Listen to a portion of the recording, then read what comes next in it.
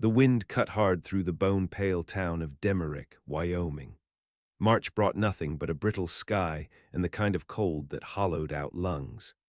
The railroad coughed a final breath as the eastbound train jerked to a stop, wheels hissing like a snake dying slow. No one disembarked but one woman, small and badly dressed, who stepped down with the uncertainty of someone not expected, not wanted, and maybe not real. Her shoes were city-bought but ragged. Her hands clutched a valise stitched from paperboard and prayer. Her face was sharp-boned, pale, streaked with grime and defiance. Her name was Miriam Knott. No one met her. The station master didn't look up from his ledger. A boy sweeping the platform sneered and kept his eyes on the broom. By the time the train screamed back to life and shrank into the horizon, Miriam was still there, chin high, as if standing upright were her last available defense against the world. At that same hour, Boone Mercier returned from burying a foal. The mare had survived, though barely, and Boone's hands stank of afterbirth and dirt.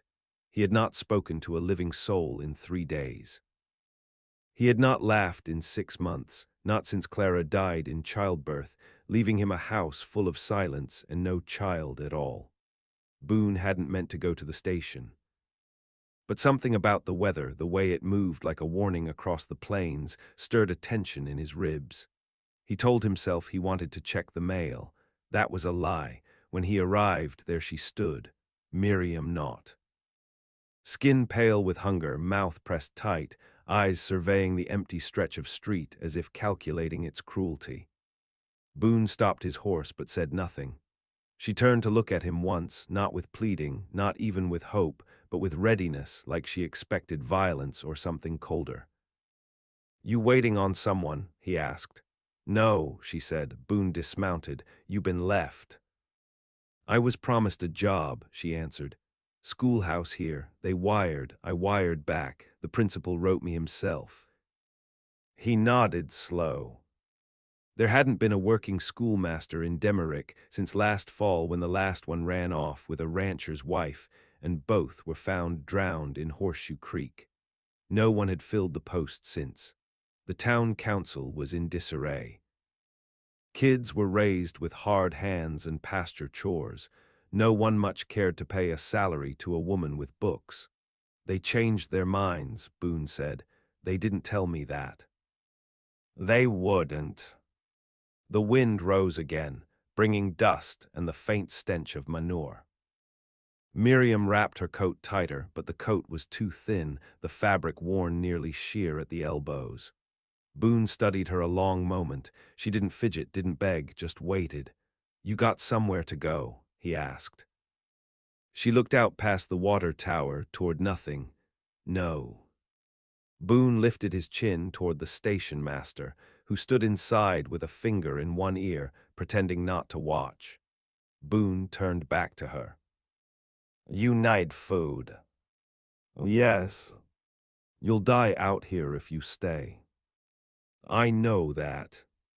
Boone Mercier's eyes were the color of pine bark soaked in rain. When he finally spoke again, it was quieter than before. "Marry me, then." She blinked. "You drunk?" "No." "Are you simple?" "No." He stepped closer, close enough that she could smell blood and hay on him. He took off his hat. His hair was too long, uneven. He was 37, a widower, tall and brutal in the way that came from honest labor. He wore loss like a second skin, but he spoke plainly. "I got land, got cattle, no family, you need a roof. I need a woman who won't die on me." She searched his face for mockery and found none. "Right now. Right now." She stared at him a long time, the silence between them growing thick. Then she said, "All right." They wed inside the station office before a witness and a ledger. The station master offered a grudging signature, and Boone signed next, his hand trembling only once. Miriam signed last. Her penmanship was tight and deliberate, as if every letter held a vow. By sundown, she sat behind Boone on his horse, riding out past the edge of town toward land as dry as bone and a house that had not known warmth in half a year. She did not cry. He did not speak. The wind rose behind them, scattering their trail. Nothing about it was romantic, but something in the dust held teeth, and something in the way she sat with her back straight told the land this. She had come too far to be buried quiet. They crossed the fence line by twilight, two strangers bound by necessity, hunger, and silence, their shadows long and sharpening. The ranch gates creaked shut behind them. It began with that. The Mercier homestead stood low against the prairie like it didn't want to be noticed. Plankwood grayed with age, roof patched with tin and desperation, and a Linta shed collapsing like a drunk praying for death. The corral was half-mended, and two cows stared dumbly at the newcomers, the whites of their eyes pink from dust. Miriam slid off the horse before Boone could offer help. Her legs nearly buckled, but she didn't let them. She looked around, memorizing the shape of things. No trees, no neighbors, the nearest house a smear of shadow across 5 miles of brittle land. She could feel the aloneness in her throat. "You got tools?" she asked. Boone nodded. "I'll need a saw." That shed a grave. He paused, then led the horse toward the barn without replying. She followed at a distance. There was no welcome inside the house. The air was thick with the mold of disuse, the cloy of old grief. His wife's apron still hung on a nail behind the door. There were boot tracks in the dust leading nowhere. He caught her staring. "I ain't touched it much," he said. "I can see that." That night he cooked beans and stale biscuits over the stove. Miriam set the table with slow hands, moving a cracked plate and 2 tin cups like a ritual she half remembered. She didn't ask about his wife. He didn't ask what city she came from.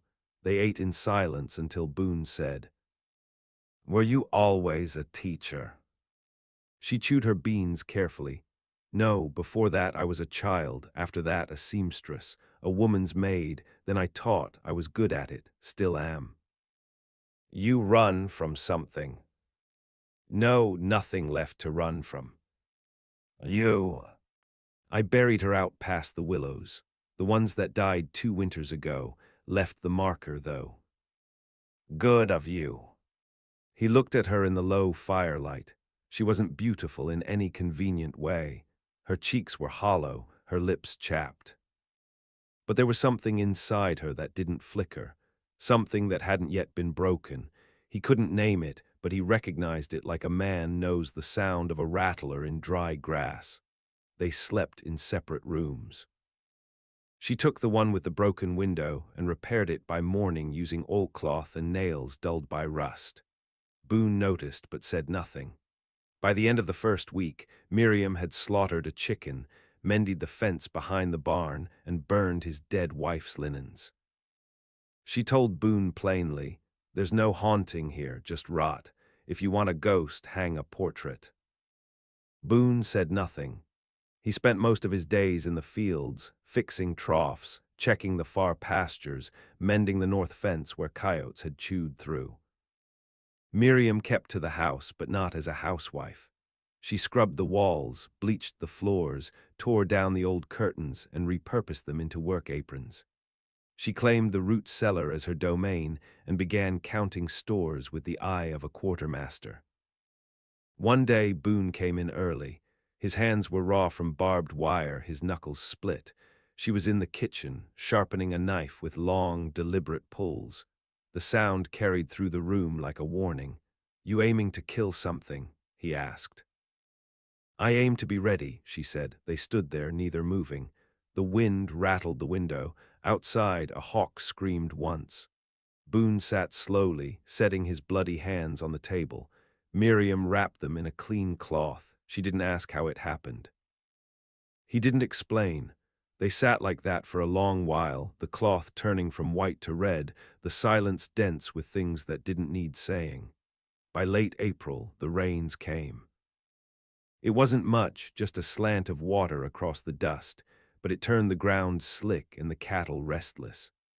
Boone lost 2 calves in the muck and came home soaked, furious, not at her, but at the land, the fate, the relentlessness of toil. She was waiting with coffee so strong it bit the tongue. He drank it without thanks. That night she came into his room without knocking. He sat up slow, eyes watching her the way a man watches a storm crawl over the horizon. "I'm not here for comfort," she said. "Why then?" "Because we married, because I said yes. Because I'm tired of pretending the past holds any power over the now." She stood still, waiting. Boone reached for her hand. She let him. What passed between them wasn't tender. It was work like everything else. It was survival laid bare, 2 people sharing heat against the brutal cold of memory. They didn't kiss. They didn't speak. And when she left before dawn, she left nothing behind but a line drawn in her own mind. No more rooms alone. By the time spring cracked fully open, Miriam was known across the county. She took in neighbor children 3 afternoons a week, taught them letters and sums at the long table she'd cleared of everything but chalk and paper. She charged in bread, in eggs, in favors. One boy's mother sewed her a dress. Another's father fixed the barn door. Word got out. There was a woman at the Mercier place and she didn't scare easy. Boone said little about it, but sometimes he stood in the doorway and watched the children file in, cheeks red, boots muddy, eyes wide. And Miriam, firm and unrelenting, teaching like it might save them. One afternoon a boy stayed late, slim, eyes too serious. "You're not from here," he said. "No," she said. "Why'd you come?" "I was left." "Why'd he marry you?" Miriam looked out the window. Boone was hauling feed, his shoulders heavy under the sun. "Because I was starving," she said, "and he was dying. We kept each other from finishing the job." The boy nodded solemnly and said nothing more. By the time the boy's mother came to collect him, the sun had dropped. Miriam stood in the doorway as they rode off, watching dust rise under the hooves. When she turned back, Boone was behind her. "You don't owe them this," he said. "I don't do it for them." That night he touched her shoulder as he passed behind her chair. Just a moment, just enough. And something inside her, quiet and long buried, shifted like an animal waking to the scent of warmth. By summer the prairie cracked. Wind carved through dry grass like a blade. The creek behind the Mercier house shrank to a thread, and what water was left tasted of iron and rot. The cattle grew restless. Boone woke twice to find a heifer trying to kick through the fence, maddened by thirst. Miriam hauled water in buckets from the well before dawn, arms bruised from the rope. She didn't complain. One morning, Boone found her collapsed beside the porch, bucket still full beside her. He knelt, pressing a hand to her cheek. Fever clung to her skin. "Get up," he said, voice too tight. She stirred but didn't open her eyes. "I'm fine." "You're not." "I just stood up too fast." He lifted her, awkward with it, carried her inside like she weighed nothing. She stirred again when he laid her on the bed and muttered something about vinegar. He didn't know what she meant, so he stayed by her side and watched sweat collect on her neck like pearls. By evening she could sit up. Her lips were cracked. Boone brought her weak broth, and she sipped it without a word. "You overdo things," he said. "I've done more with less." "You don't have to prove anything here." "I'm not proving," she said. "I'm enduring." She slept 2 days. Boone tended to the ranch alone, cursing every chore she'd taken from him. When she rose again, she was pale and silent, but her eyes were sharp. That night, she took his hand and held it so long he thought she might be breaking. The rains came too late. By August, Boone lost 3 more cattle. The well dipped low. Miriam planted nothing in the garden. What few carrots she coaxed from the ground came up thin and bitter. Children stopped coming for lessons. Their fathers needed them for work, and the mothers could no longer pay in goods. Miriam didn't ask why. She only nodded when Boone told her, but something inside her shifted. She began writing letters. She sent one to the mayor of Demerick, two to men in Cheyenne. She asked for books, for chalk, for slates and nails. When no reply came, she rode into town herself, alone, dressed in her best, the same brown dress the neighbor's wife had sewn for her, now mended twice. She returned with a black eye and a split lip. Boone was mending tack when she stepped down from the saddle. He looked up, froze. What happened? They said I should mind my place. He moved toward her. She didn't flinch. You hit back? He asked. No. Why not? They'd win. She walked past him into the house. He stared at her retreating figure a long time, hands curling slow.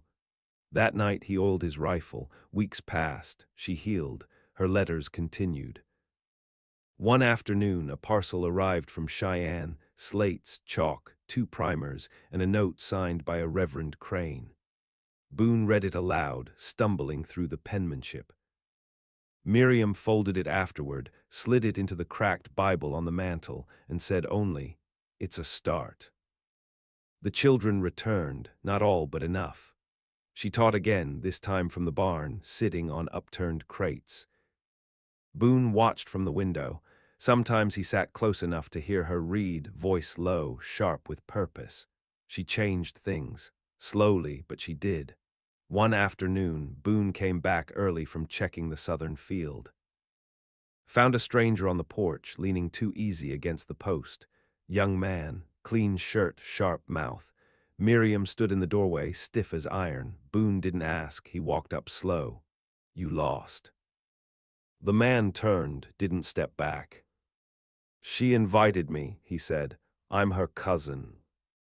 That right? Boone looked at Miriam. She didn't blink. He's lying. Boone's face didn't change. You should go. The man smirked. You always speak for her. Boone stepped closer. No, he said. I bury things. The man laughed but backed off, mounted his horse, rode out with dust trailing behind. Inside, Boone poured a drink. Miriam didn't thank him. You know him? He asked. I used to. He hurt you. He would've. Boone didn't press. That night they sat outside as the sky turned copper and the wind smelled faintly of frost. She leaned into him, head on his shoulder. It was the first time she let her weight fall against him without holding part of it back. Winter came sudden. The snow was late, but when it arrived, it buried the house in a single night. They were ready. Miriam had canned near everything that grew, and Boone had traded for salt pork and coffee. They closed off half the house, huddled near the stove. The cold crept in anyway. Sometimes they spoke of nothing. Sometimes they told stories neither had told before. I had a sister, Boone said one night, voice flat. She drowned when we were kids. I never told Clara. Miriam stirred the stew. Why not? Didn't want her to think I'd failed her too. Miriam ladled broth into bowls. You didn't fail her. Boone didn't reply. The wind shrieked outside, as if it disagreed. Later, Miriam said, My father used to lock me in the cupboard if I used too many words. Boone looked up. I guess I learned to speak well so I could speak fast. He reached for her hand. She let him. That winter passed hard. A coyote got into the henhouse. Boone shot it. Miriam skinned it, hung the pelt near the porch to dry. Neither of them wasted anything. One night he found her weeping in the pantry, hands clenched around a jar of apricots. She didn't explain, and he didn't ask. He just knelt beside her until the weeping stopped. When spring cracked open the world again, something was different. They weren't strangers anymore. Not husband and wife, not really, not in the soft ways, but something deeper, something harder to name. A tether forged not from affection, but from the hard fact of survival shared. And when Boone took her hand in the garden one morning, after the frost lifted and green pushed stubborn from the soil, she held it like a weapon. Like something sharp she'd earned. Boone watched the land like it might betray him. He'd grown used to losses, first Clara, then cattle, then time, but now he watched with the wary attention of a man who'd been given one last fragile chance. Spring came uncertain, patchy with hail and sudden wind, but the grass turned green and the calves lived. That was more than luck. That was stubbornness rewarded. Miriam walked the property at dawn each day, a habit now. She carried a ledger and wrote in it constantly, not just inventories or lesson plans, but things Boone didn't ask about. He caught glimpses once, a line about sunstroke, another about a child's stutter, a drawing of the creek as it looked in flood. These weren't lists, they were records, proof that the world had happened and she'd been watching. The schoolchildren multiplied. Word had spread to the outer farms. Some rode in from 12, even 15 miles away. They brought biscuits wrapped in handkerchiefs, jars of preserved peaches, sometimes nothing at all. Miriam never turned them away. She kept a firm hand. Boone once overheard her tell a boy, "The world don't need you clever, it needs you stubborn. If you're lucky, you get to be both." By summer, the townsfolk started to notice. A man from the Demerick Council rode out in a lacquered buggy, boots polished too clean for real work. He sat stiff on their porch, hat in his hands.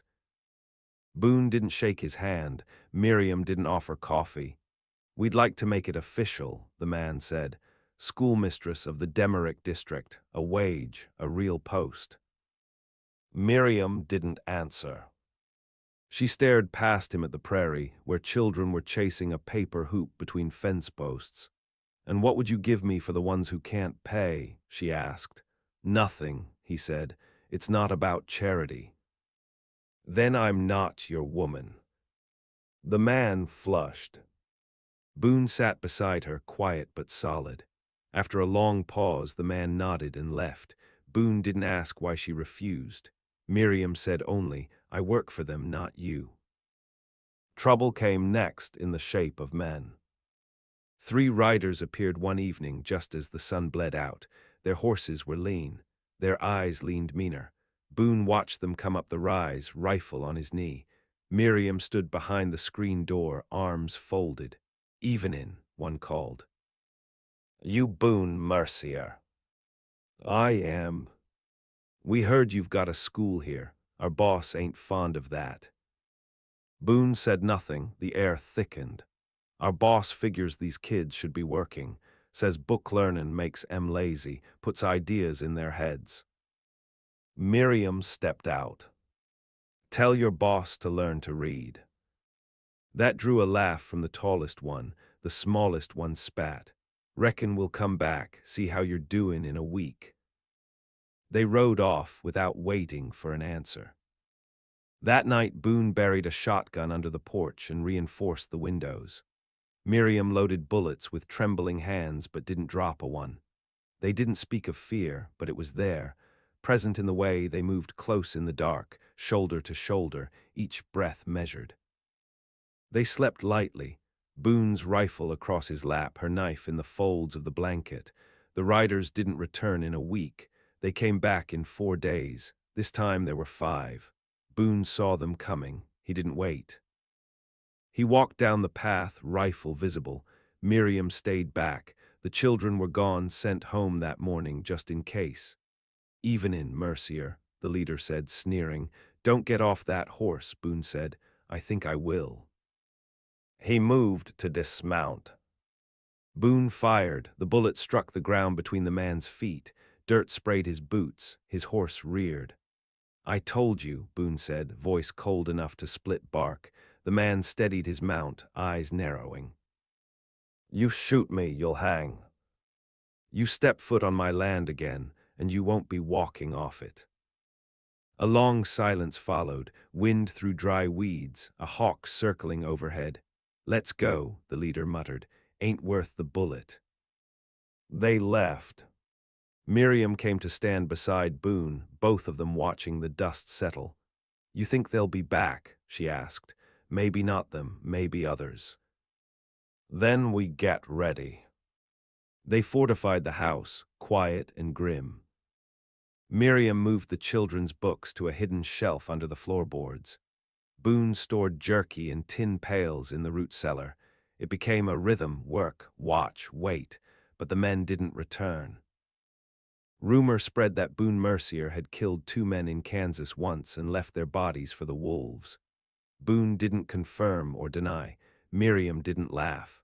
By harvest, the first real harvest since she arrived, things began to shift. The land gave back, not much, but enough. Tomatoes, rough and bursting, beans that clung to the fence posts like they knew better than to fall. Miriam learned to cure meats. Boone carved a proper desk for the children. The ranch changed, grew, became something between a home and an outpost. One evening, a woman rode in from town, dragging her youngest behind her. She was missing 3 teeth and had a hand that trembled from drink. "I heard she teaches manners," the woman said. "I got no time for him." Miriam didn't hesitate. She opened the door. The boy stayed a month. He left with a book in his hand and a scar on his back he never spoke of. Miriam's back ached. Boone's knees stiffened in the cold, but they didn't speak of the ache or the age settling in. They spoke of work, of planting, of how to train a stubborn calf to stand in frost. And one night after dinner, Boone said, "You saved this place." Miriam shook her head. "No, I made it honest. It was always bleeding. I just showed it the wound." He watched her in the lantern light. The lines on her face deepened but not cruel. "You ever want more?" he asked. "More." "A town, a church, children of your own." She looked away. "I never wanted children until I saw what this world does to them. Now I do, but not like that, not helpless." Boone reached across the table, slow. "Would you raise one here?" "With me." She didn't speak for a long time. Then, "Only if they can ride, shoot, and read by 6." He smiled then, not often, not soft, but real. Miriam smiled back, and it felt like a victory. By the time the second autumn rolled in, the Mercier place had a name again. Children called it the Schoolhouse Ranch, and their parents, who'd once scoffed at Miriam's lessons, now came asking if she could teach handwriting to their daughters or temper to their sons. She agreed to neither outright, but told them, "I teach consequences. Whether you learn that from books or from silence is up to you." Boone built a second room onto the barn, not for animals, but benches. A chalkboard mounted on the wall, 3 oil lamps hung from beams, and windows cut square and simple. It wasn't a church, and it wasn't a schoolhouse, but it held its purpose better than either. Miriam taught 6 days a week, sometimes longer when storms stranded students overnight. Boone converted the hayloft into bunks.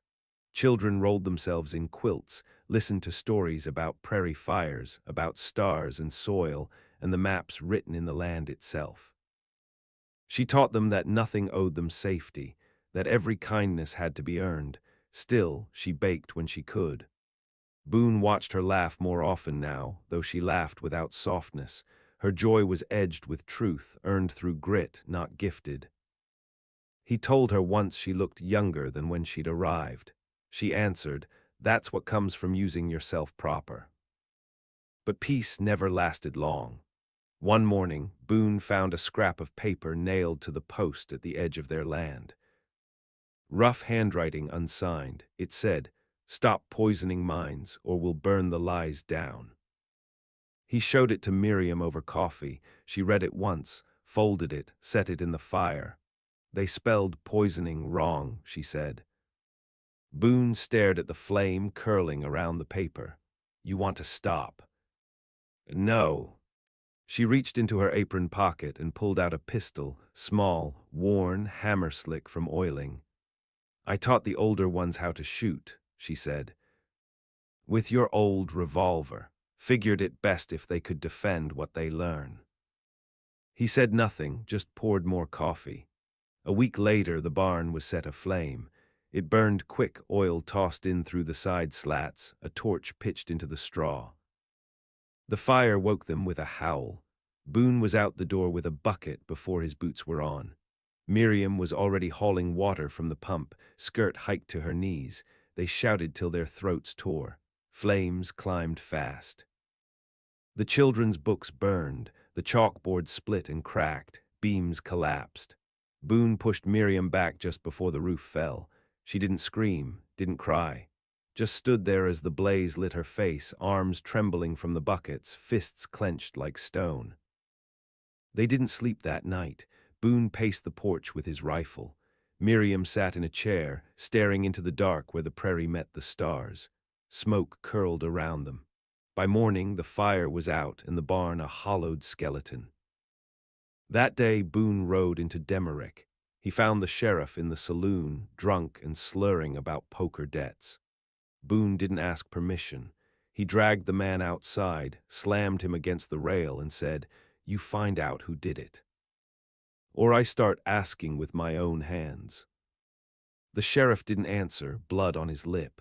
Boone let him go, mounted up, and rode back. Miriam had already cleared the ash by the time he returned.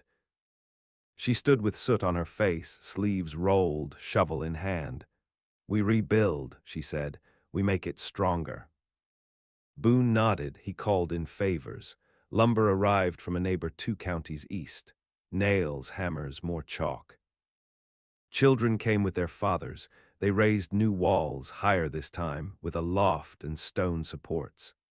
Miriam stood at the doorway each evening, watching it take shape, as if daring it to fall again. By winter, the schoolroom was finished. Better than before, insulated, lamp-warm, a new chalkboard, gifted from a widow who'd heard the story. Boone carved the name M. Mercier into the doorframe, and when she saw it, she didn't smile. She said, "Now they'll know I never ran." That winter they took in a boy. He came crawling out of the snow, near starved, boots worn to socks. Couldn't have been more than 7, wouldn't speak. Boone carried him in, and Miriam stripped his clothes off, warmed him with rags soaked in broth, whispering to him like a prayer she never said aloud. He didn't speak for 2 weeks. When he did, the first word he said was her name. She named him Isaac. They never asked where he came from. They knew. Boone built him a bed, and Miriam taught him letters by lamplight. At night, he clung to the blanket like it might vanish, flinching at every noise.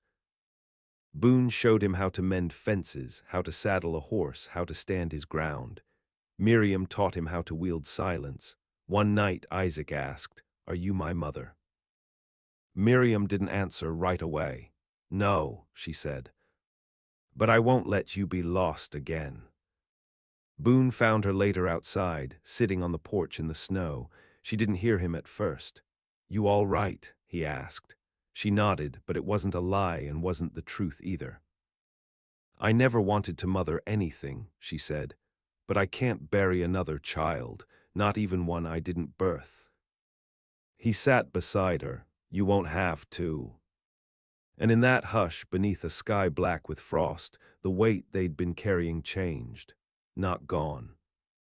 Not light, but shared. They stopped wearing grief like armor, started using it like a compass.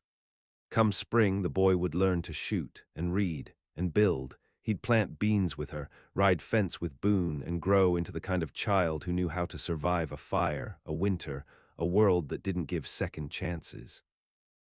And the wind that passed through the prairie didn't sound like mourning anymore. It sounded like warning. By the time Isaac turned 10, the land had learned to respect them. It wasn't peace, not in the soft way the Easterners spoke of it. But it was steadiness. The crops held, the cattle fattened through summer. The schoolhouse stood untouched through another winter. And the riders, the ones who'd threatened fire, who'd hated books and fearlessly whispered about putting bullets in heads, stopped coming altogether. Word had spread that the Mercier place was too well guarded, too well loved, too well armed. The boy had something to do with that. Isaac wasn't loud, wasn't sweet, but he was sharp. Took to shooting like a crow takes to watching the world for weakness. His penmanship was clean by 9. His mouth had never forgotten how to stay closed, but when he did speak, his words landed heavy. He carried Miriam's fire and Boone's silence. a creation of dirt and learning and hard-won shelter, and he knew it. That spring, the first daughter was born. Miriam nearly died again. Labor tore her raw, and Boone sat in the hallway listening to her scream until he thought he might lose what little softness he'd learned to keep.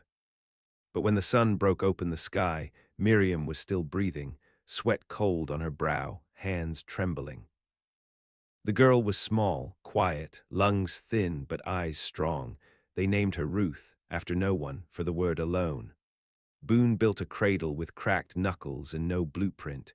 Miriam rocked her slow, humming something without melody. Isaac watched from the corner of the room. He didn't ask if she was his sister. He just began setting his own share of chores aside for hers. By midsummer, Ruth smiled for the first time. Miriam didn't notice it until Boone told her. She didn't believe him at first. She's too new for smiling. She's not smiling at you. She's smiling at the wind. They both stood and watched her in the crib, little fists batting at air, gums bare, eyes squinting against the sun through the window. Boone reached out, took Miriam's hand. She's not afraid, he said. She hasn't been taught to be. But something about that smile, small and fierce and undeserved, cracked something deeper in Miriam than the fire or the famine or the girl she'd been when she stepped off the train with a hollow gut and too much pride. Later, after Ruth had fallen asleep, she stood in the field behind the house and looked toward the horizon. Not for danger, not for weather, just looking. Boone found her there. You thinking of leaving? No, she said. Just making sure there's still an edge to the world. He put his arm around her shoulders, not heavy, just enough. You ever think about what we are? She asked. What this is? Yeah, Boone said. A mistake that got stubborn. She smiled then.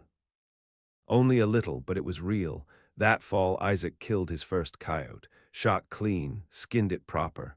Miriam watched him from the porch, Ruth bundled in her arms, her cheek against the baby's head. He didn't even flinch, she said. He's ours, Boone said. Winter fell hard again, but it didn't scare them. The cellar was full. The barn roof didn't leak. The school ran all through December, kids wrapped in blankets, hands inked with lessons. A traveling preacher came once, tried to tell them what a proper family ought to be. Miriam offered him bread but no bed. He didn't stay long. Come the thaw, Boone's cough worsened. He'd carried it for years, but now it rattled deep. Still, he worked the fence line, still saddled his own horse.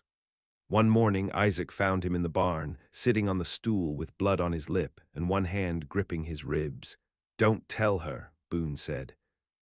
She'll know. I know. They didn't speak of it after, but Miriam stopped letting him chop wood. Isaac started bringing in water without being asked. The house grew quieter, though nothing in it stopped moving. The last storm came in March. Wind that split the trees, rain like shot. Boone stood at the door and watched it come. Miriam lit the lamps. Isaac moved the animals to shelter. Ruth woke and cried, high and broken. That night the roof groaned above them, but it held. The next morning Boone didn't wake. Miriam found him cold, face calm. No blood, no pain, just gone. She didn't scream. She didn't cry until nightfall. Then she went into the field behind the house, alone, knelt in the dirt, and let the sounds come. Isaac buried him with steady hands. Ruth didn't understand. They carved a marker from cedar. Boone Mercier, 1849–1884. He made room for fire and didn't fear it. After that, Miriam didn't speak for 3 days. Then she rose, took Ruth in one arm, Isaac by the shoulder, and walked to the schoolhouse. Lit the lamp, opened the door, and taught, because she wasn't here for comfort. Because she knew the long work of carving out justice, of raising small fires into torches, of surviving as a defiance to men who said you couldn't. Because Boone hadn't saved her, he'd let her fight, and now she would fight for every inch of earth he left behind. The schoolhouse grew, the fence stretched wider. Ruth took her first steps in the field where her mother had once collapsed. Isaac began writing things down, slow but certain, like he was building a story that couldn't be erased. And sometimes, at dusk, Miriam sat on the porch and spoke aloud to the dust, to the fence posts, to the sky. Not prayers, not wishes. Just a single truth she wanted the world to remember. She came starving. He came hollow. And what they built from those ruins would never be burned.